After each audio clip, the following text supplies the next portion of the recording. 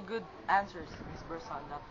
And thank you for your time for answering our questions. So, here's our last and final interviewee of the day. Here's Jesselyn Binaday with Miss Pamela Leona Arcusa of 4 Garnet.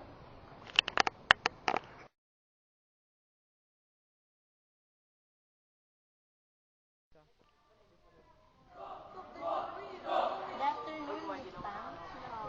And here is our question. Are your future plans for your own personal development only? Why or not?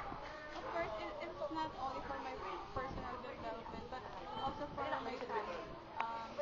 As their eldest daughter, I am the one who's responsible to give them a better future, and I want to repair all their hardships. Do you believe that love can move mountains? Why or not? Love can move mountains. You're not only talking about love, between two persons, but I can say that if you really love what you are doing, you should probably do your best to achieve what you want. Do you believe? Do you have inspiration? Of course, I have inspirations. I will be not he, I will not be here in front of you if I don't have. Is your inspiration a factor for success? Why or not? I can say that my inspiration is my family. Labat ka na. Um, I can say that they're a great influence for my success now.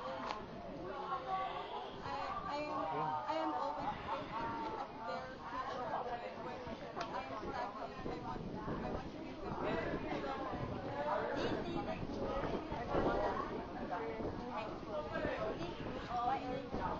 So, as you can see, you cannot deny the fact that our some of our seniors don't have the discipline and organization. I'm sure that they are doing their best, trying their best to improve themselves, not only in academics but also in their life. Should you call yourself one of them? Why or not? I probably should say that I'm not one of them, but I am really trying my best to become a role model. Do you think juniors can handle the difficulties that you have experienced? Why or not? Of course, if we can, they can also. As you can see, we are all now graduating students, and because of our hard working and perseverance, we have succeeded our senior life. Just believe in yourself that you can do it and study. What are the advices that you can give to our junior students? Of course, prioritize your study. Always believe in yourself that you can do it, and um, always pray to God and think of your family. Think of the future of your family, and always aim high. Thank you, Miss Pam. Back to you, Lola.